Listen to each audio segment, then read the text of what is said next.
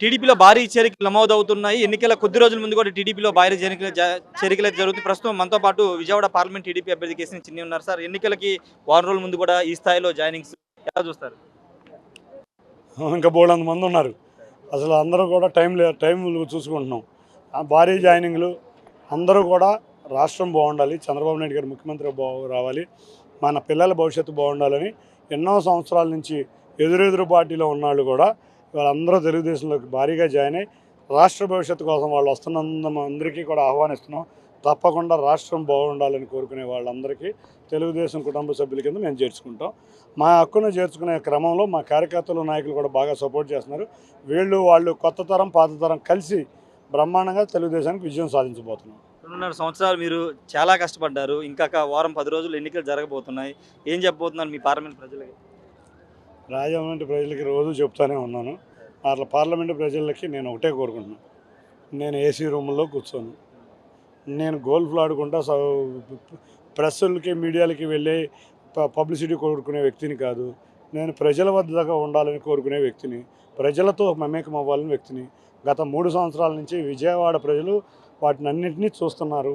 తప్పకుండా ఏ సమస్య వచ్చినా మేము ముందుంటాను. నేను ఇవాళ ఎలక్షన్స్ అనే రాలేదు. నేను ఒకటే గుర్తుంచుకోండి, గత 3 సంవత్సరాల నుంచి ఏ పదవి లేకపోయినా నా సంక్షేమ కార్యక్రమాలు, నా సేవా కార్యక్రమాలతో నేను ముందుకు వెళ్తున్నాను. విజయవాడ ప్రజలందరూ గమనించారు ఎవరు ఎటువంటి వారో. విజయవాడ పార్లమెంట్ నియోజకవర్గంలో 262 నియోజకవర్గాలు తిరిగిన ఏకైక ఎంపీ నేనే అని గొప్పగా చెప్పుకుంటా. ఎంపీ అభ్యర్థిని నేనే అని చెప్పుకుంటాం. నేను గర్వంగా ఫీల్ అవుతాను. విజయవాడలో ఉన్న ప్రతి ప్రాంతం పరిశీలించాను. ముఖ్యంగా పేదవారి నివసించే ప్రాంతాలకు నేను వెళ్తాను. నేను ఏ రోజు ఈ కాలనీల్లో ప్రచారం చేయటమో వెళ్ళటమో జరగదు. ఆఫీస్ ఇక్కడ పెట్టానే కానీ నిరంతరం పేదవారి చెంతనే ఉంటాను. కాబట్టి ఏ సమస్య వచ్చినా మీ ముందుంటా. ఎటువంటి సమస్య వచ్చినా 24 గంటలు మేము ఉంటారు. మీ ఆశీర్వచనాలతో నేను భారీ మెజార్టీతో గెలవబోతున్నాను.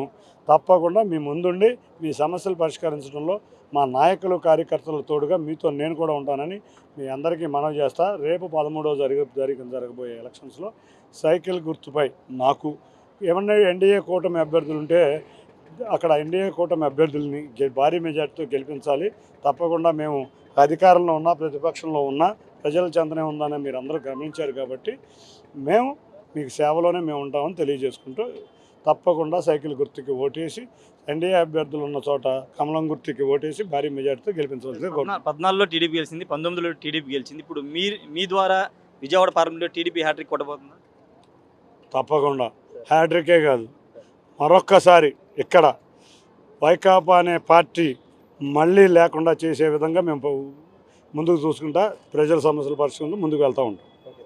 సార్, ఖచ్చితంగా విజయవాడ పార్లమెంట్లో టీడీపీ హ్యాట్రిక్ కొట్టబోతున్న కేసీఆర్ చిన్ని చెప్తున్నారు. 3 సంవత్సరాలుగా అనేక సామాజిక కార్యక్రమాలు ప్రజల్లో ఉన్నాను, ఖచ్చితంగా ప్రజలంతా తనకు మద్దతు తెలుపుతున్నారని కేసీఆర్ చిన్ని చెప్తున్నారు.